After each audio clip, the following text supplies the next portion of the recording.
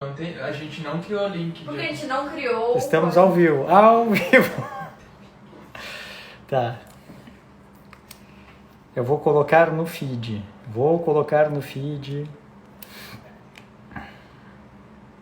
As instruções. Olá, olá. Estamos ao vivo. Ao vivo. Agora em definitivo. Pessoal do Instagram. Olá. Lorena, Aline. Vamos esperar o pessoal chegar. Sejam todos bem-vindos.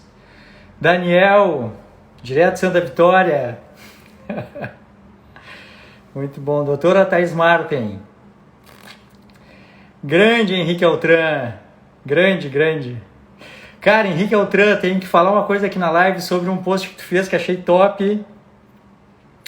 Importante, sobre medicação, sobre GLP-1. Te lembra de me perguntar depois, mais na finaleira, sobre GLP-1. Aí, Otavião, tem que te responder teu direct, cara. Sobre meu método de treinamento aleatório. Muito bem. Certo, hein? Vamos ver. Pessoal chegando.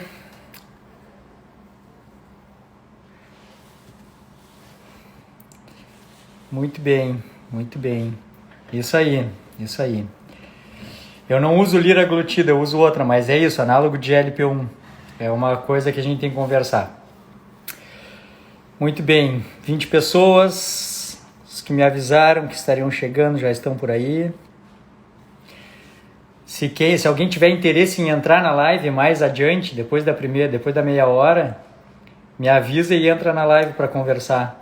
Ou já deixa o pedido aqui e eu chamo alguém. Tá bem? Então, uma live livre, uma live sem assunto fixo. Tá? Uma conversa entre médico e pacientes, amigos. Vou começar por uma coisa que eu escutei essa semana, acho que da última ou penúltima paciente que eu atendi no consultório. Esta semana, e fazia muito tempo que eu não escutava. E como acontece com as coisas que eu não escuto há muito tempo, eu me esqueço, parece que não existe mais. Foi assim que eu comecei o 12º workshop, aliás. E foi uma paciente me dizendo que não está comendo carne, porque a carne não é digerida, a carne putrefa no intestino. Ela disse que ela não come carne porque a carne apodrece no intestino. Conversando com ela, eu entendi que era a visão que ela tinha dela, no organismo dela, assim, que ela não digeria bem a carne. Não se sentia bem, e quando diminuía o consumo de carne, se sentia melhor, tá bem? Depois, durante a consulta, eu vi que fazia sentido no caso dela, porque ela é uma grande usuária de omeprazol. O omeprazol é um remédio muito comum, é vendido sem receita médica, já vi vender omeprazol em mini mercado, tá? E tem como ação diminuir a acidez do estômago. Mas por que é importante ter um estômago ácido? É importante por vários motivos. Um dos motivos que não tem exatamente a ver com o que eu vou falar exatamente agora é sobre uma primeira barreira para que bactérias, fungos, vírus que poderiam ganhar o intestino não consigam ganhar, porque o ácido tende a matar a maioria das bactérias.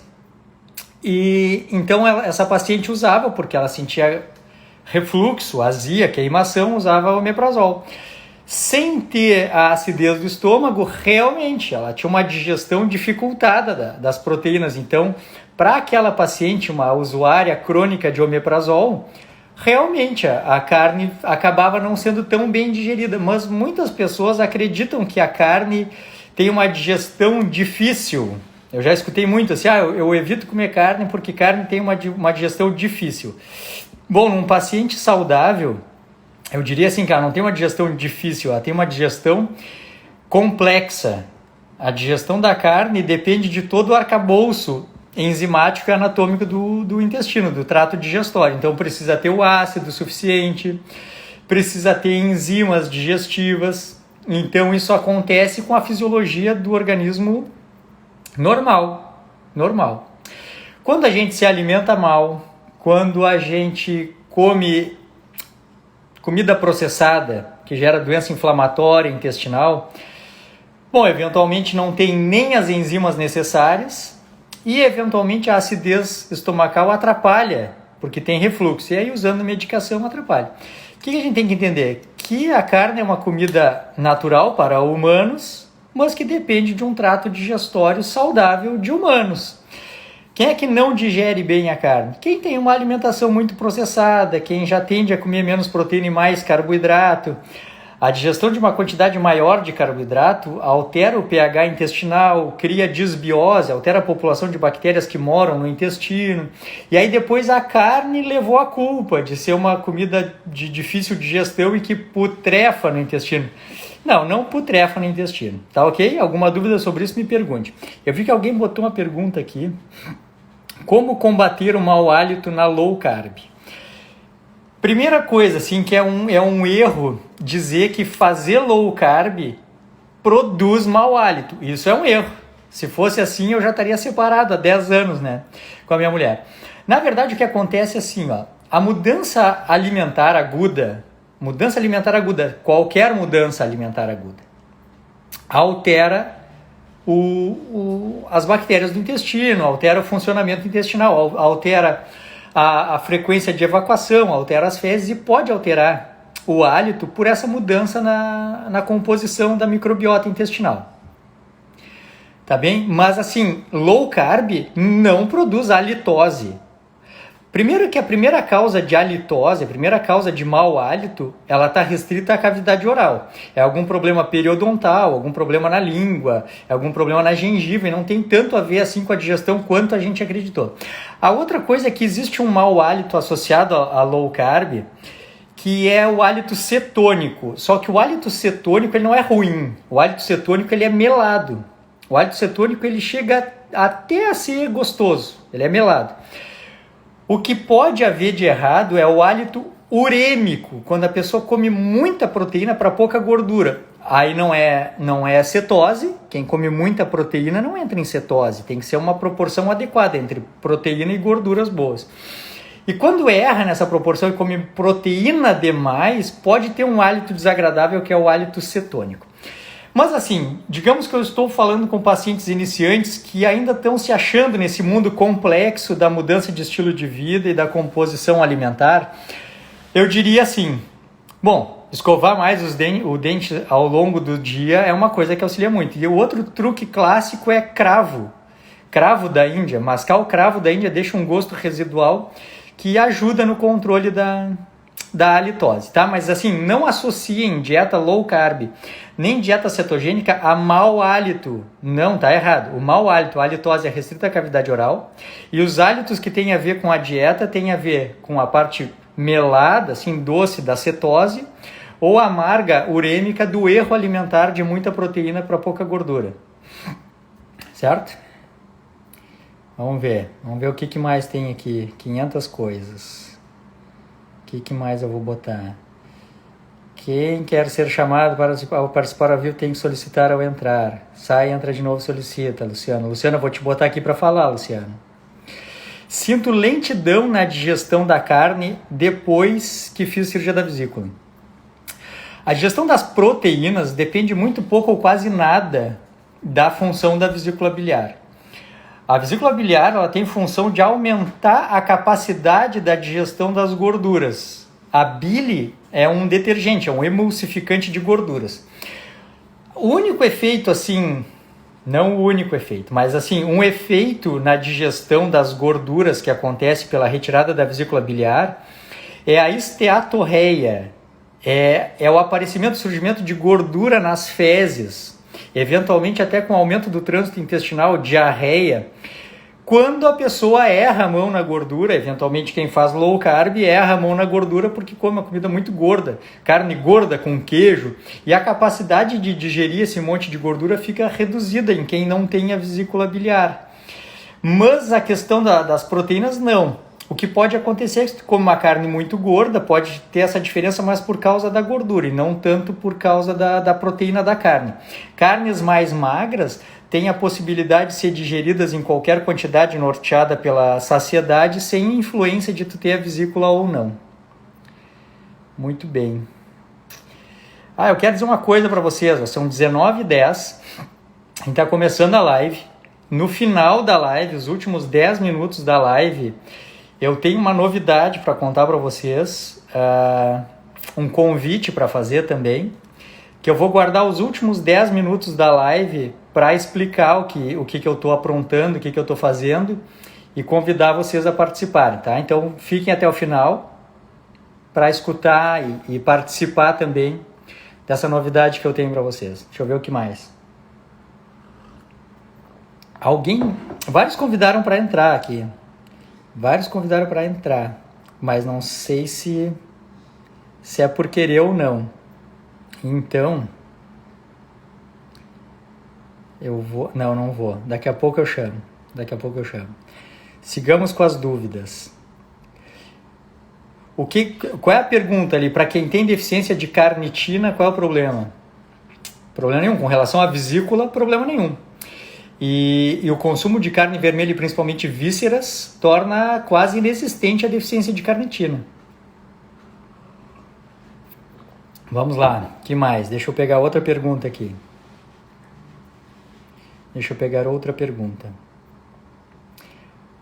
Vou botar aqui, apareceu aqui, pergunta da Lisandra. Flexibilidade metabólica versus ganho de massa magra. Fazendo uma pergunta relacionada à quantidade de proteína na dieta. Essa é uma pergunta, assim, que a resposta precisa, ela é coisa do campo da nutrição. A resposta que eu gosto, que é relacionada à medicina, estilo de vida, é assim, Bom, primeiro que flexibilidade metabólica é a capacidade que a pessoa tem de lidar com os combustíveis e com a energia armazenada. Uma pessoa que tem boa flexibilidade metabólica consegue receber energia do ambiente, queimar ela e armazenar adequadamente, e depois consegue ir nas reservas, tanto de glicogênio quanto de gordura, e usar elas no momento oportuno. Tá? Isso nada tem a ver com a questão da quantidade de proteína, isso tem a ver com as características biológicas e metabólicas de cada pessoa, geneticamente ou construída ao longo do tempo com mudanças dietéticas e de exercício físico. O que eu posso dizer? Com uma pessoa que não está buscando aumento de massa magra, a exigência proteica ela é bem menor do que de um atleta, né? Então hoje se fala assim que 0,8 a 1,2 grama de proteína por quilo de peso da pessoa é capaz de manter a massa magra. Pessoas que são ativas fisicamente e que buscam o aumento da massa magra, aumento da musculatura, tem que aumentar a ingestão proteica e energética da dieta, que são aquelas coisas que eu falei que são do campo da nutricionista, mas que vale a pena buscar alcançar entre 1,5 e 2 gramas de proteína por quilo de peso. Antigamente se falava em mais, assim, falava em 2,5 e 3 gramas de proteína por quilo de peso. Isso hoje em dia se aceita para atletas mais treinados. Assim. Então, para pacientes humanos que vão cuidar da massa magra, se alimentar para conseguir manter uma força maior e estimular a síntese de músculo, alguma coisa entre 1,5 e 2 gramas de proteína por quilo de peso. Se tiver dificuldade de encontrar esses números e de trabalhar, vale a pena consultar uma nutricionista, se identificar melhor com a abordagem. Vamos ver aqui outra pergunta. Por que perdemos massa magra muito mais fácil que gordura? Olha, Daniel, por que perdemos massa magra muito mais fácil de gordura? Há controvérsias. A pergunta é assim, quem é essa pessoa que está falando isso? É um atleta forte que tem 12% de gordura corporal e é um velocista americano? Bom, ele perde muito mais fácil gordura do que massa magra. Quem é que perde mais fácil massa magra do que gordura? Quem tem resistência à insulina, quem não tem flexibilidade metabólica. Insulina persistentemente alta, que impede o metabolismo de usar as gorduras como forma de energia, eventualmente deixa o corpo sem saída, tendo que buscar no aminoácido a fonte primária de gliconeogênese para manter o metabolismo nutrido de glicose. Mas isto é um erro falar, porque se a gente está saudável, se tem um metabolismo flexível e consegue usar gordura armazenada, a gente queima gordura mais fácil do que queima músculo.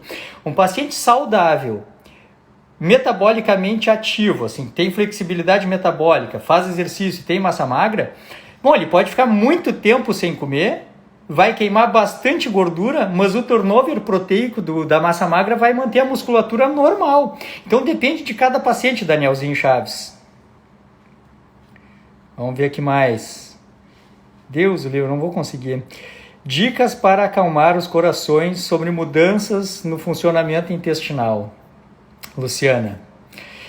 Eu dei uma dica quando eu falei assim, que quando a gente muda a dieta, o intestino muda. Quando a gente troca a abordagem padrão e passa qualquer outra abordagem, agora eu vou ser vegetariano, o trânsito intestinal se adapta. Agora eu vou fazer dieta carnívora, o trânsito intestinal se adapta. Então a primeira grande coisa é entender que pode precisar de um tempo de adaptação para o intestino voltar a funcionar de uma maneira esperada. Só que eventualmente ele não volta justamente porque ele melhora. A gente tem uma ideia de que um intestino que funciona bem é um intestino que produz evacuação todos os dias, mais de uma vez por dia, e eventualmente não é isso. Quem faz uma dieta que tenha menos resíduos, é normal que evacue menos. Então, por exemplo, quem faz uma dieta carnívora, é normal que evacue menos, afinal, carnes, ovos deixam muito pouco resíduo, quase nada.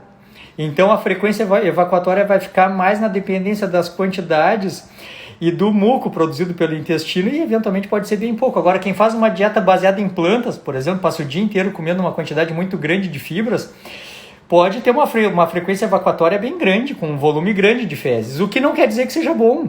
Na verdade, nem o não evacuar quanto o evacuar 5 vezes por dia não quer dizer que seja bom. Na verdade, o que quer dizer que seja bom é a pessoa ter evacuação de fezes normais, sem dificuldade evacuatória e sem repercussão dinâmica, assim, não ficar com distensão abdominal, não ter gases, desconforto. Só isso, tá? Mas o que acontece? Quando se faz uma dieta de menor quantidade de carboidrato, o que pode acontecer é que a pessoa fique constipada por outros motivos, assim, ó. A pessoa pode estar desidratada, pode estar tomando pouca água, pode estar consumindo pouca gordura, é uma das causas de constipação, numa dieta de menor quantidade de carboidrato, ou eventualmente até uma dieta menos processada, por erro assim, nas quantidades, medo de consumir gordura pode produzir constipação. Deficiência de sal, eu já falei um pouco sobre a quantidade de sal, vou fazer uma postagem essa semana sobre isso, mas a gente tende a ter medo do sal. A grande quantidade de sal está na presença da comida processada. Quando a gente come comida mais natural, tem pouco sal. Esse medo de colocar sal na comida pode fazer com que a gente tenha uma deficiência de sal e o intestino pare. Deficiência de magnésio. Magnésio é escasso assim, nas refeições, mesmo numa comida nutritiva, assim, pode faltar magnésio. Então, eventualmente, a gente precisa suplementar magnésio na vigência de constipação. Outra coisa, jejuns prolongados em quem não está acostumado. Dieta low carb para alguém que não seja tão adequado assim a dieta low carb, com relação àquela questão de insulina que meus pacientes já conhecem. Eventualmente tem que colocar um pouco de carboidrato na dieta, eventualmente. Exercício físico, o intestino precisa que a pessoa caminhe para que ele se movimente. E tem uma coisa também que é o seguinte, ó. Quando a gente faz bastante jejum ou tem uma frequência alimentar baixa, está perdendo peso, então tende a comer bem pouco, eventualmente a gente produz poucas enzimas digestivas e pouco muco intestinal. E isso pode produzir constipação também. Então, eventualmente, em vez do jejum, a gente deve buscar uma frequência alimentar maior. Eventualmente, em vez de low carb, a gente deve devolver um pouco de carboidrato. Eventualmente, em vez de evitar toda e qualquer suplementação, a gente deva fazer uma suplementação individual. Por isso que essa medicina mais moderna, assim, de tratar um paciente por vez, que a gente diz N igual a 1, ela é apaixonante e complexa e desafiadora, assim, porque... Marcelo manda fazer low carb? Não, depende do paciente. Marcelo manda fazer jejum? Não, depende do paciente. Marcelo é adepto da carnívora? Não sou, mas tem paciente meu que faz. Então, assim, depende, cada um é um. E eu estou aberto para ajudar todos. Vamos ver o que mais... Olha aqui que interessante, ó. Algo específico aí, densa nutrição. Temos live com densa nutrição. Fui convidado, aceitei exatamente no mesmo momento. É um prazer, Felipe, participar. Temos que marcar nosso dia para fazer. Tá? Tem algo específico que podemos fazer para aumentar o LDL e diminuir o HDL? Bom, isso é tudo que eu não quero fazer. Tá? A tua pergunta está invertida. Tudo que a gente mais quer para que estatisticamente melhore o score de risco coronariano é aumentar o HDL e diminuir o LDL. Isso a gente faz com essas mudanças de estilo de vida, baseadas na dieta, se alimentar de gorduras boas, de diminuir o total de carboidrato na dieta, praticar exercício físico. O que melhora o perfil lipídico em última instância é melhorar o perfil metabólico. Eu acho que foi hoje que o Henrique Altran colocou lá no Instagram dele alguma coisa relacionando lesão. Não, acho que foi até o Felipe do Densa Nutrição que colocou ali comparando o LDL como bombeiro. Lá eu escrevi um texto bem parecido há muitos anos, vou resgatar ele. E ficou claro assim, eventualmente o corpo aumenta a produção de LDL porque a gente tem muita lesão tecidual. Então é normal que diabéticos, de quem tem doença inflamatória crônica, tenha um perfil lipídico desfavorável no entendimento antigo, assim, ter um LDL maior, mas isso eventualmente é um reflexo da doença, do desgaste metabólico. Então o que eu tenho que fazer para ter um perfil lipídico melhor é ser mais saudável. Medicação não adianta nada. A medicação mascara os números, o que faz com que a gente tenha um HDL maior. Sabe o que mais aumenta o HDL? O consumo de gorduras naturais. Eventualmente até mesmo o consumo de gorduras saturadas aumenta o HDL. A outra coisa que aumenta o HDL é ganhar músculo, é ficar forte. Só que se a gente tem uma dieta menos processada, com a presença de boas gorduras e está ficando forte, a gente está mais saudável e é por isso que o HDL acaba melhorando, né? E o LDL diminuindo porque as lesões estão diminuindo, o caráter inflamatório está diminuindo. Tá, Thaís? Thaísa? Meu Deus, vamos ver. Que mais? Quanta coisa, vocês estão enchendo a caixa de pergunta, pessoal. Top, vamos ter que fazer 200 lives. Isso eu falei aí, Henrique Altran. Ah, tá, vai botar melhor ali, vai complementar teu post, show. Muito bem. Vou convidar alguém para conversar, tá? Vou convidar alguém para conversar. 5 minutos. 5 minutos, vamos conversar. Chamei.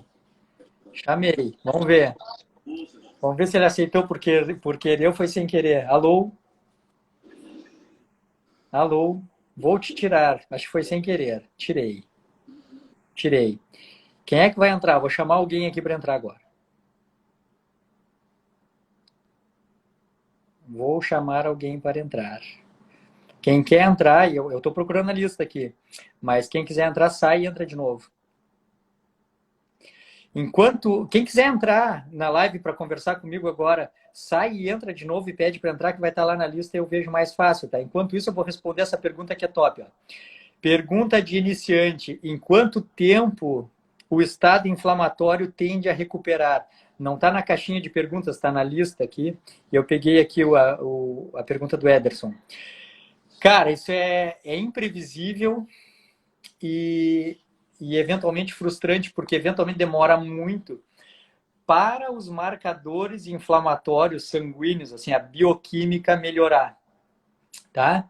Então, às vezes tu vem no consultório, tem VHS, PCR, FAM, tudo alterado, anti-TPO, tudo alterado, um perfil lipídico ruim, que isso tudo são marcadores inflamatórios.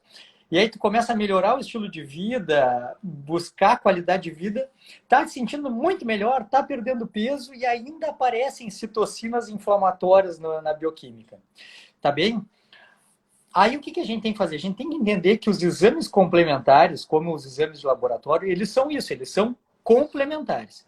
Eles servem para nos dar uma direção, nos dar um norte, nos dizer assim, quais os problemas que a gente deve enfrentar.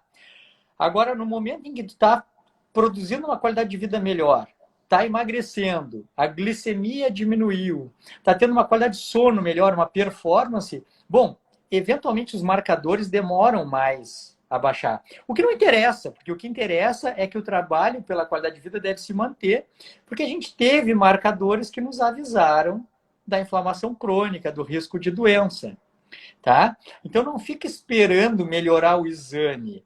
O que a gente precisa entender é que o melhor exame que determina a qualidade de vida é a pessoa acordar de manhã com um propósito, sair da cama, viver um dia bem, produtivo, com qualidade de vida, pensando no futuro, assim, na longevidade. Esse é o desfecho que a gente quer.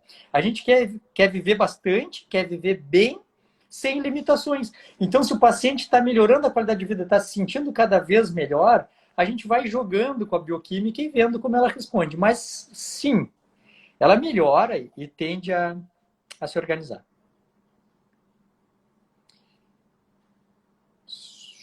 Muito bem. Ah, aqui, Nutridados. Vai sair e vai entrar.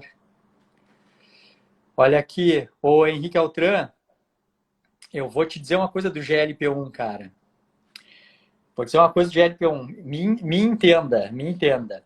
Tu tá lá, tu tá. Vou chamar a Nutridados. No que ela sair e entrar de volta, no que aparecer aqui para mim, eu chamo ela. Tá? Não apareceu aqui para mim ainda. Ela recém. Ah, peraí, talvez tenha aparecido, eu não vi. Não.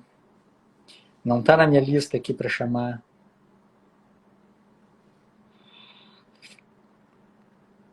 Não, eu vou te. Não tá aqui, ó. Ah, agora deu. Agora apareceu. Então, Henrique Altran, me lembra de novo do GLP-1 que eu quero te falar uma coisa importante, cara. Deixa eu conversar com a Nutridados agora. Vamos ver o que ela vai nos contar.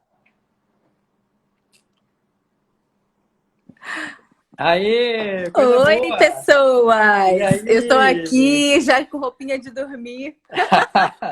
Que prazer, olha aqui. Que horas são para ti? Para mim agora, 00:27. Show, tá? Não é tão tarde.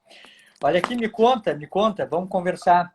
O que tu acha, assim, quais são as principais dificuldades de quem nos procura apavorado, querendo mudar de vida? O que mais aparece para ti? Vamos lá. Primeiro aparecem as pessoas muito preocupadas em emagrecer assim, muito rápido. Tem Ah, aquelas pois que é. já aderiram a um estilo de vida saudável e aí vem alguma alteração de algum marcador no momento inicial, o que é super normal e se desesperam.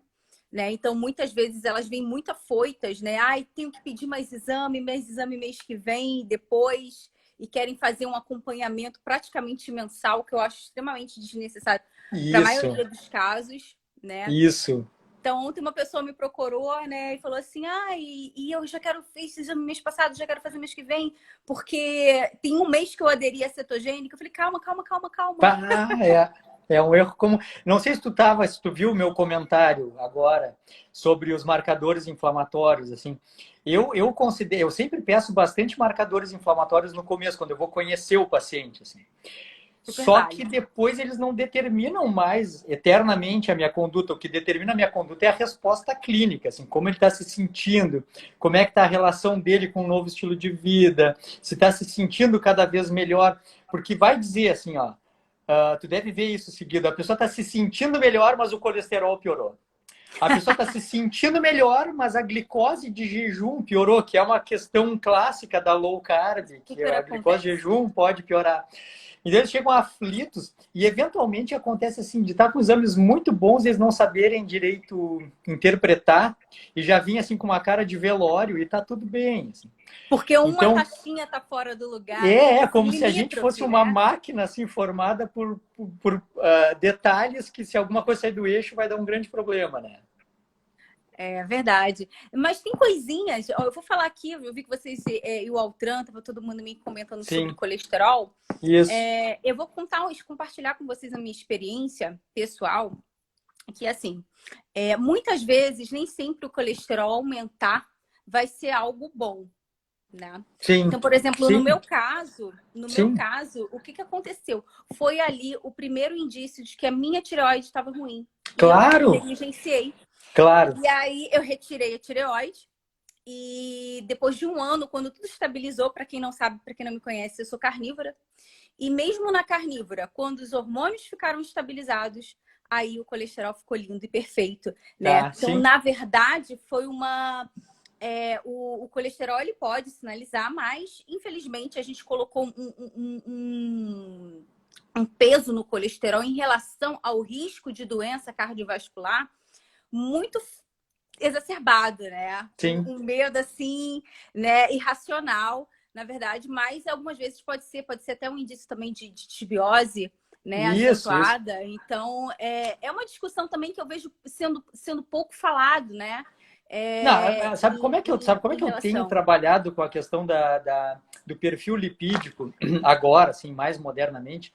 Eu gosto de olhar o perfil lipídico, eu gosto de olhar ele numa seriado, assim, olhar ele ao longo do tempo, sabe? Uhum. Porque assim, ó, ele pode servir como um marcador inflamatório. Ele pode servir como um erro dietético. Por exemplo, a gente propõe low carb, mas não propõe aquele consumo de gordura fora do normal. Só que, eventualmente, Verdade. o paciente volta com colesterol de 350 e diz, cara, que dieta tu tá fazendo? Não, tô seguindo, tô falando low carb, mas tá comendo picanha com queijo, bacon e óleo de coco. E torresmo de lanche. Então, assim, o perfil lipídico, acho que o que tem que acontecer é que a gente tem que parar de usar o perfil lipídico como exclusivamente marcador de risco cardiovascular. Só que o perfil lipídico ele é rico para essas outras coisas, assim. Perfeito. Por exemplo, muito hipotireoidismo na minha vida clínica. Eu hoje sou cirurgião, assim, por especialidade médica, sou cirurgião. Mas antes de ser cirurgião, atendi clínica há bastante tempo.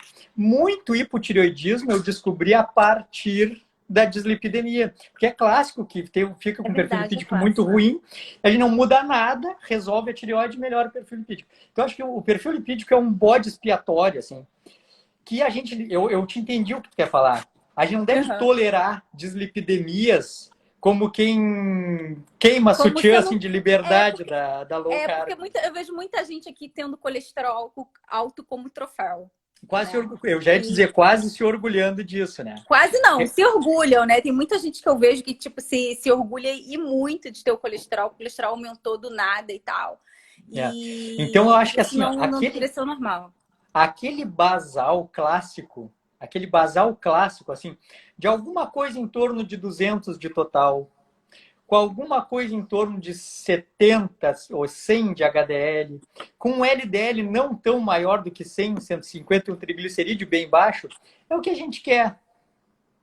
E aí variações, assim, relacionadas à família ou ao protocolo que está sendo adotado no meio que seja esperado. Por exemplo, tinha um colesterol realmente muito baixo e aumentou, mas ficou em níveis aceitáveis. Isso veio junto com a melhora do estilo de vida. Ah, legal. Então, eu acho que assim, eu gosto de olhar o perfil Isso aí é lipídico bacana. como uma história, assim, como uma história que ele vai contando. O meu perfil lipídico Verdade. conta uma história, porque eu era super dislipidêmico, eu tinha um colesterol sofrível, assim.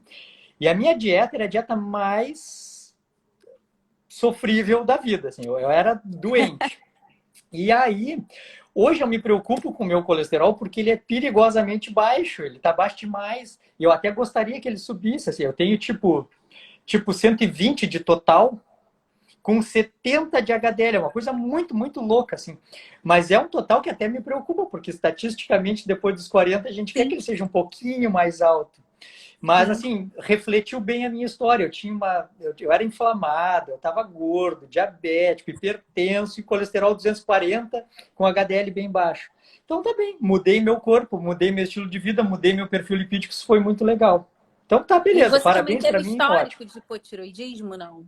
Não, não. Não. Sempre bem. Ai, que luxo, né, gente? Sempre bem. E graças, assim, que agora eu não sofro de nenhuma condição crônica. E vamos dizer assim, ganhei sobrevida e posso viver um estilo de vida tranquilo, sem É estresse. muito bom, né? Muito bom. É muito bom essa mudança, né? E eu vejo que o quanto de vidas que mudam com uma coisa assim tão simples, né? Ontem eu encontrei uma pessoa que ela eliminou 66 quilos e, tipo assim, mudou de vida, mudou da água para o vinho, ainda tem que melhorar mais.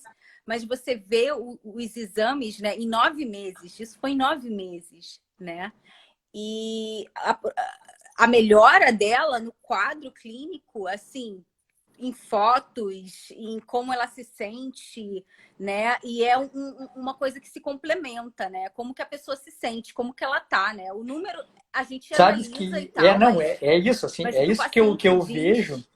E quantos casos a gente já viu, né? De gente que nos procurou e mudou de vida e ficou super bem. E tu sabes que eu não deixo nunca de buscar um jeito de tentar acordar quem está dormindo para isso, assim. A gente bate, se decepciona tentando. Cada vez que eu sei que um paciente que consultou comigo no passado fez cirurgia bariátrica e que eu sei que não seguiu, assim, não foi adiante, não se esforçou, eu ainda fico afetado com isso, tu acredita? Não era, né? Porque cada um escolhe o seu futuro. Mas eu fico assim, tudo que a gente tem, nós estamos em 2020, tudo que a gente tem para oferecer para uma pessoa mudar de vida, nossa, né? E aí a pessoa derrapa, assim, não sei que visão tu tem, assim, eu ainda me preocupo, eu quero salvar o mundo, mas a gente não vai fazer isso, né? Eu tenho algumas histórias trágicas, tipo, de pessoas que me procuraram e aí depois eu só ouço notícias de que a pessoa morreu, literalmente. Tipo assim, desfecho duro, não tô falando de bariátrica e tudo mais, enfim, né? Mas as pessoas que morrem, pessoas que... Eu tenho alguns relatos, assim, bem pesadões e é meio que complicado. A gente tem que, às vezes, blindar o coração da gente. Dói. Sabe que assim, ó, eu não sei se tu viu, de vez em quando eu botava ali no meu feed, assim, que eu faço uns workshops, assim. Eu pego um sábado inteiro ou meio sábado e falo por 6, 7 horas sem parar, assim, explicando tudo, né? Aí teve um que eu fiz que foi isso, assim. Eu vi, foi no fim do ano passado, vários pacientes meus obesos, assim, 120, 140 quilos, que tentaram, não conseguiram, tentaram, desistiram, tentaram, não conseguiram. Só que no fim do ano, assim, vários desses que desistiram, que não conseguiam levar bem a sério, vários morreram. Sabe? Chegou em mim várias notícias, assim, o fulano morreu. Nossa, sabe que eu parei, escrevi um workshop, fiz um workshop voltado para isso. Eu disse, olha, vamos levar mais a sério, vamos mudar o jeito de viver, vamos encarar isso de maneira, assim, cabal mesmo, porque, sabe, o que me motiva? Vocês estão morrendo. E a partir daí eu expliquei tudo lá. Foi dramático, foi intenso, assim. Imagino! Mas foi importante, sabe? Foi importante. Sabe que eu fiz aquele workshop engasgado, assim, eu estava preocupado mesmo. Mas você faz esses workshops para os seus pacientes? Eu comecei fazendo pequenas reuniões, assim, de 5, 6 pacientes. Hein? Isso é legal. Aí agora eu faço workshops para 100 e poucas pessoas. Assim, agora então não é só para meus pacientes, agora é para os meus pacientes e para quem quer vir a ser paciente, assim, quem quer mudar o estilo de vida. É muito legal. E falta isso, né, nos médicos, esse trabalho, né, de prevenção, de conscientização, de realmente levar o conhecimento além ali do consultório, né? Porque quando você está no consultório, nem sempre você tem ali 2 horas, 3 horas para realmente passar o que para aquela pessoa que ela realmente precisa para mudar a vida dela, né? Para mudar o rumo da vida dela. E quando você tá com esse trabalho de, vamos dizer assim, de ensino, vamos dizer assim, né? De docência, né? Nesse sentido mas de eu não saúde, sei assim, mas eu acredito que é a única saída. A única saída é a instrução. Sim, eu acredito. Para ofertar autonomia. Eu digo para os meus pacientes, o meu sonho é não ter mais pacientes. Não tenho mais pacientes. Porque eu ensinei e eles agora sabem por si tomar decisões e viver uma vida saudável. Essa é claro que é absolutamente utópico, né? Mas eu sempre trabalho como dizer assim, eu tenho que ensinar essa pessoa que me procurou a não precisar de ninguém, nem de mim. Ela tem que ficar super saudável, aprender, fazer as pazes com o estilo de vida e viver a vida dela, só parar de longe, assim, lá do outro lado da rua. Tudo bom, tchau. Tá tudo bem. Eu sou super a favor dessa perspectiva e desse tipo de trabalho, né? A gente ensinar, dar a vara, né? Não, ensinar a pescar, não só dar a vara, ou não só dar o peixe, né? E ensinar, né, o paciente a ter um novo estilo de vida. E eu acredito muito nisso, né? Eu gosto, assim, de que, tipo assim, não voltou pra mim e tá bem, tá feliz. Isso. Ai, que bom. Sabe, então... Assim como a gente fica chocado quando fica sabendo que um paciente não foi bem, né? Não se puxou. Eu tenho uma lista de pacientes que me seguem até hoje, me mandam um WhatsApp, que eu vejo assim no shopping e diz, nossa, como tu tá bem anos depois. Assim, o paciente perdeu 20, 30, 40, 60 quilos. Eu tenho paciente que perdeu 62 quilos e em 5 anos reganhou 2. E aí eu encontro no shopping e digo assim, pelo amor de Deus, que maravilha. Doutor, não era o que o senhor queria? Não é, mas é que a gente fica tão preocupado, né? O meu recorde é um que eliminou 114. Nossa Senhora! Sem nada, sem bariátrica, sem nada. Eu já acompanhei muitos super obesos, né? Tem vários super obesos que eu já acompanhei que foram bem-sucedidos, né? E eu me lembro que quando eu contei para minha mãe, ela falou assim, é possível? Eu achei que fosse só com bariátrica, eu não sabia que isso Pois é, existia. sabe que eu mandei assim, eu estou organizando um sistema, vamos dizer assim, que com os meus workshops e coisas, eu organizei um sistema, vamos entender assim, eu organizei um sistema de melhoria da qualidade de vida. Mas eu estou agora organizando um sistema de tratamento dos grandes obesos. Estou trabalhando nos bastidores para grandes obesos, assim. Então, quando tiver tudo mais pronto, mais próximo, eu te chamo, nós vamos conversando. Ah, vamos conversar. A gente está lá no mesmo grupo do WhatsApp lá. Isso, show. Do Henrique. Do Altran, e aí é só me chamar, que eu vou gostar muito de compartilhar. Conheço algumas pessoas que podem dar aí relatos sensacionais. Mulher que eliminou 80 quilos, homem que eliminou 110, 115. Gente que teve que eliminar 70 quilos só para se qualificar para bariátrica. Olha a coisa, né? E a gente vê, não sei se você vê isso com frequência, mas eu vejo com uma certa frequência pessoas que querem engordar justamente para se qualificarem para fazer a cirurgia bariátrica. O que é mais triste ainda. Vi muito isso. Infelizmente, a gente tem aí uma glamorização, uma banalização da cirurgia da obesidade, né? E depois essas mesmas pessoas chegam na gente querendo emagrecer porque recuperaram boa parte do peso. E além de terem recuperado o peso, estão com problemas de deficiência, principalmente de vitamina B12, deficiência. Isso eu vejo direto aqui. Eu não sei como é que está aí para vocês. Mas aqui, assim, a indicação para bariátrica está se esticando, inflando. E as pessoas com 100 quilos, 99, 120 quilos, estão almejando fazer bariátrica, entendeu? Eu acho que, assim, a bariátrica é uma técnica que pode ser salvadora de vidas quando bem aplicada para o momento da pessoa. Mas, assim, não sei se tu concorda comigo. Não é para aquela mulher de 1,60 m com 102 quilos. Não é para ela. No pós-parto. Nossa, que isso! É o que eu vejo, assim. Eu vejo assim, Sabe aquela pessoa que sempre foi magrinha a vida toda, aí teve bebê, perdeu um pouco, né? Ali o equilíbrio, tem ali um impacto metabólico, né? A gravidez para muitas mulheres, a paridade é uma das variantes que estão ali correlacionadas à obesidade. E aí, né, na sequência, não consegue eliminar aquele, sei lá, 30 quilos que... Já começa a pensar na bariátrica. Não, eu conheço pessoas que realmente fizeram, chegaram às vias de fato e foram magras a vida inteira, entrou ali na gravidez com um leve sobrepeso, não obesas, sobrepeso, e aí, quer saber, deixa eu engordar mais 10, 15 quilos, que aí eu faço a bariátrica. Ai, olha, o que eu tenho botado no Instagram da bariátrica, porque não desce. Quem se preocupa assim com o impacto do estilo... Vamos dizer, se eu tivesse que explicar para alguém o que é a minha função no mundo como médico, é trazer à tona o impacto do estilo de vida no ambiente metabólico e nos desfechos de saúde. Então, pensar em bariátrica sem esgotar todas as alternativas de mudança do estilo de vida. Não pode. Só que assim, no momento em que tu conseguir entrar na cabeça de uma pessoa mudar o estilo de vida, vai fazer bariátrica por quê? Aí não vai fazer, né? Porque aí mudou. E tem essas exceções que são super obesos, né? Igual esse que eu estava falando desse caso, claro. Que eliminar 70, 80 quilos. Gente, são pessoas de 240 quilos. É uma coisa assim, claro. muito surreal. A pessoa tá tipo assim, 180 quilos acima do peso. Sim. E realmente já está ali sobrecarregada, um histórico de...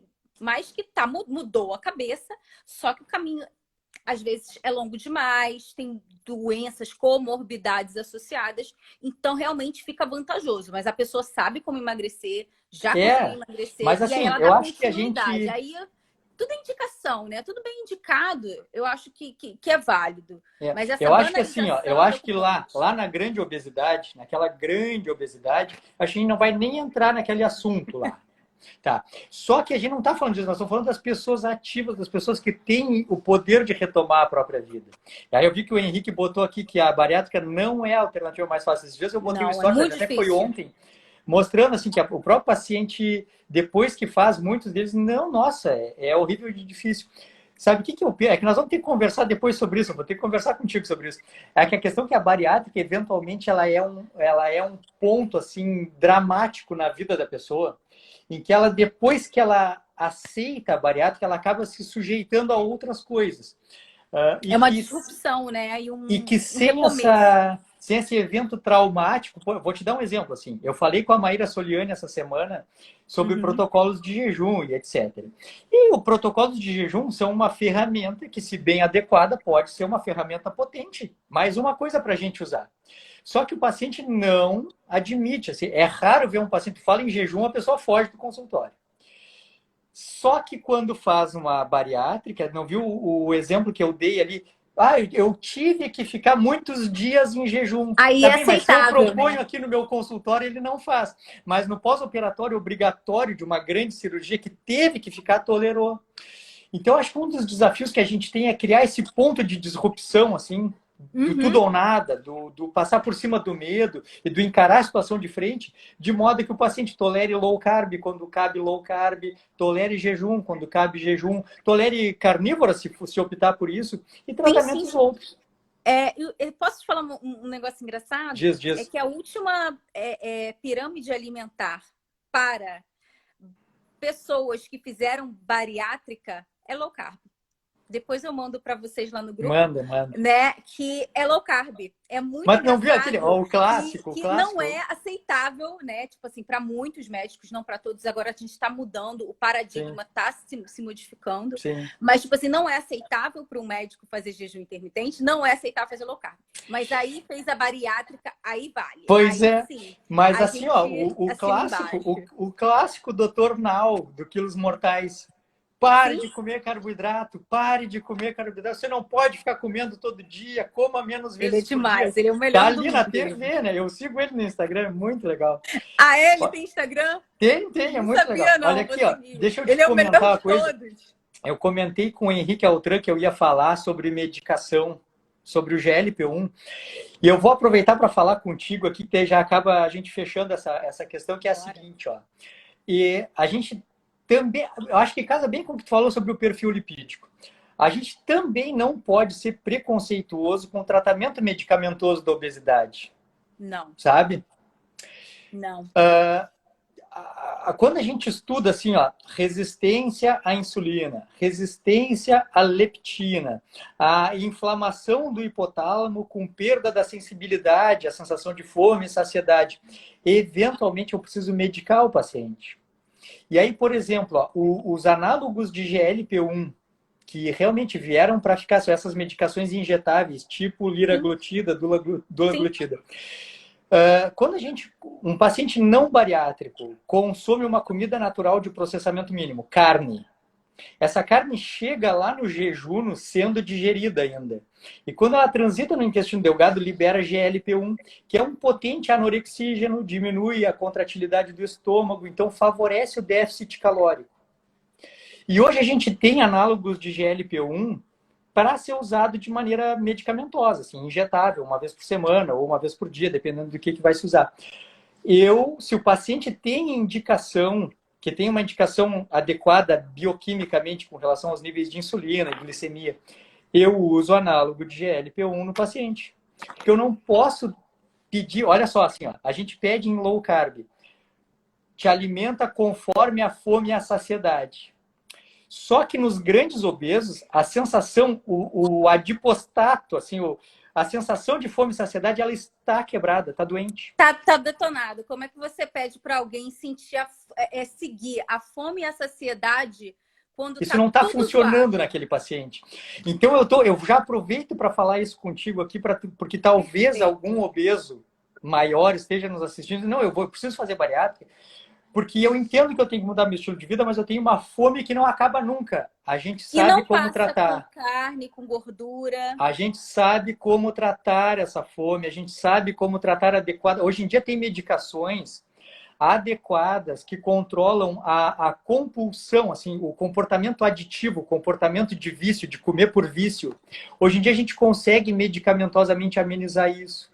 A grelina, que é o... Claro, que se a gente começa a falar sobre isso, não termina nunca, mas a grelina, que é o hormônio da fome, que é reduzida enormemente na cirurgia bariátrica, nos primeiros dias da cirurgia bariátrica, hoje a gente já sabe que alguns comportamentos, como, por exemplo, regimes de jejum, reduzem a grelina, reduzem o hormônio da fome.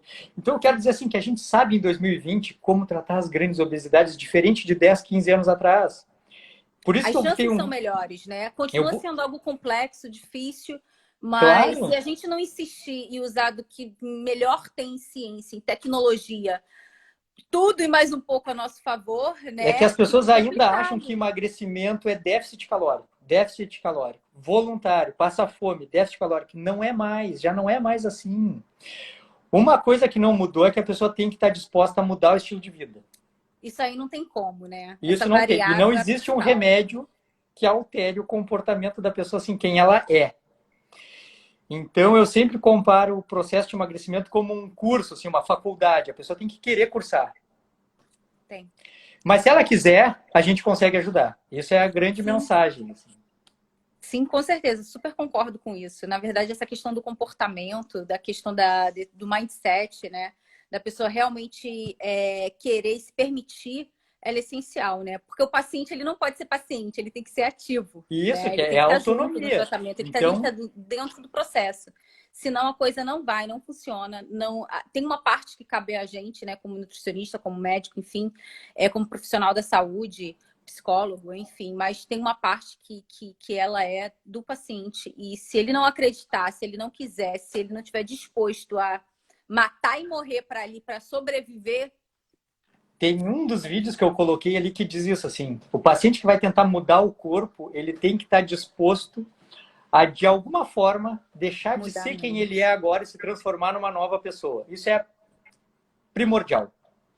Depois disso, vem a bioquímica, vem a fisiologia, vem a nutrição, vem a medicina e vem todo o resto da coisa. Mas primeiro o paciente deveria entrar e dizer assim, o que tu veio fazer? Veio emagrecer? Não, doutor, vim mudar de vida. Ah, então senta aqui, vamos juntos. Aí sim. Né? Olha aqui, ó, eu vou... Estão mandando a gente terminar a live. Não, é que assim, ó, eu fiquei de dar uns recados agora no final. Só que já fica combinado assim, ó, vamos nos falar lá no grupo ou por direct e vamos deixar combinado para essa semana. Agora em seguida a gente marca e faz uma live nossa para tratar sobre esses assuntos. Bora, tá combinado já. Show. Então gente, obrigado tchau, pela participação gratidão. maravilhosa, top, foi um prazerzaço. Tá, tudo de bom. Tchau, tchau, boa noite. Boa noite. Olha aí que surpresa boa, hein? Que top, top. Primeiro, assim, não se preocupem, porque nós vamos fazer uma live de retirada de dúvidas e de conversa toda semana, tá? A gente só não vai fazer se por acaso for impossível, senão nós vamos fazer. Eu vou vir para cá, a gente conversa bastante. Mas o que eu quero contar? A live vai ficar salva e depois ela vai para o YouTube, o link está na bio ali, vai ficar, todo o material vai ficar lá no YouTube. O que eu quero conversar? O que eu quero combinar com vocês? A partir de amanhã, a gente vai começar a organizar grupos de acompanhamento. Eu sempre tive grupos de acompanhamento de WhatsApp ou de outras plataformas para ter um acompanhamento comigo, assim, pessoalmente, participando do grupo, tirando dúvidas, conversando sobre estilo de vida, sobre perda de peso, sobre melhora metabólica, sobre performance, sobre viver uma vida legal. Sempre tive. Eu fiz grupos do Gmail na época que não tinha WhatsApp. Depois surgiu o WhatsApp, vários grupos de WhatsApp. Tá? Então eu tenho isso. Do meu consultório. Os meus pacientes eu vou organizando e faço grupos. Isso melhorou muito a resposta. De perda de peso, de melhora metabólica, de diabetes, tudo. Em grupo funciona muito melhor. Pela primeira vez agora, eu vou abrir grupos de acompanhamento aberto para o Instagram, assim, para todas as pessoas que quiserem participar. Tá bem? Então, eu vou fazer pequenos grupos, vagas limitadas, assim, organizadas, de maneira que eu possa interagir. Eu vou participar pessoalmente de cada grupo, eu vou postar vídeos, eu vou conversar, a gente pode marcar, se for do interesse de todos, lives exclusivas para o grupo, isso a gente vai acertar, mas assim, grupos de acompanhamento, a partir de amanhã, eu vou começar, vai ter o link ali na bio, ainda não tem, eu vou colocar no feed, a explicação de como vai funcionar, o que esperar dos grupos. E esses grupos serão abertos para quem me conhece, para quem não me conhece, para quem me segue no Instagram, para os amigos de vocês. A gente vai fazer pequenos grupos e eu vou participar direto. Eventualmente posso discutir o caso de alguém, falar sobre o exame, falar sobre particularidades, mas qual a principal função do grupo? A principal função do grupo, no grupo, como eu estava comentando agora, é explicar o meu método de trabalho.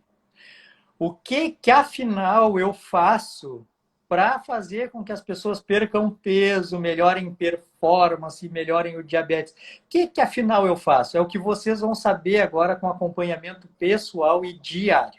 Então, nós vamos fazer um grupo, vamos fazer grupos de duração, de 30 dias, de 25 dias, nós vamos discutir isso. E eu vou entregar para vocês uma plataforma direitinha. Esse grupo começa tal dia, termina tal dia, serão tratados tais assuntos.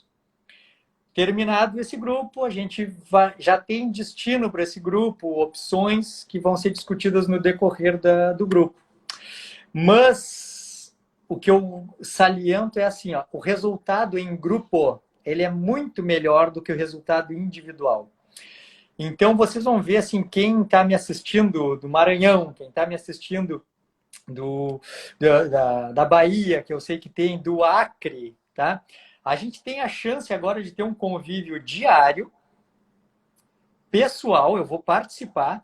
Tem vídeos que já estão gravados, vídeos explicativos que a gente vai colocar no grupo. E tem participações ao vivo minhas, que eu com vídeos para responder dúvidas. Todos os dias eu vou participar, de todos os grupos. Tá bem? Isso vai começar na sexta-feira que vem, dia 8. Então, vai ter um período de inscrições que começa amanhã e vai até quarta-feira, eu acho. Vai ser organizados os grupos e o material começa a ser divulgado na sexta-feira. Então, as boas-vindas e o começo dos grupos é na sexta-feira, dia 8. Vai ser uma experiência top, é uma experiência que os meus pacientes do consultório já vivem. Então, hoje em dia, tem um grupo parecido com o que nós vamos fazer, que é o grupo Humanos na Pele, que é o meu grupo que participou do 12º workshop, que teve o embasamento, que aprendeu, assim, e depois foi para a prática num grupo de WhatsApp. O que eu vou fazer com vocês? Eu vou fazer parecido, mas eu vou fornecer a instrução e a gente vai discutindo esses assuntos e melhorando diariamente, semanalmente, os aspectos cognitivo-comportamentais e biológicos, metabólicos, que é o que a gente vai discutir lá, tá? Então, quem já me conhece, quem vê aqui no Instagram sabe, assim, existe um lugar onde a qualidade de vida, onde a performance, onde a sensação de bem-estar é a regra e não a exceção. Meu trabalho no Instagram, nos workshops, nos produtos digitais, nos grupos, é a disseminação disso. Então, não percam a chance assim, de entrar em contato com uma porta que pode ser a saída dessa sensação de fraqueza, de cansaço, de falta de propósito e conhecer um jeito diferente de viver que pode ser bem mais legal. Tá acabando aqui, ó, o Instagram já me avisou. Então, fiquem seguros disso. A primeira coisa, foquem nisso. Eu vou botar bastante material durante o fim de semana sobre isso para a gente preparar os grupos. E semana que vem tem mais. Semana que vem tem mais live de retirada de dúvida e assunto livre, com convidados, com quem quiser participar, tá? Foi um grande prazer, Tudo de bom. Vocês tornam a minha vida melhor, porque eu gosto de estar perto de pessoas interessadas em qualidade de vida. Valeu, obrigado, até a próxima.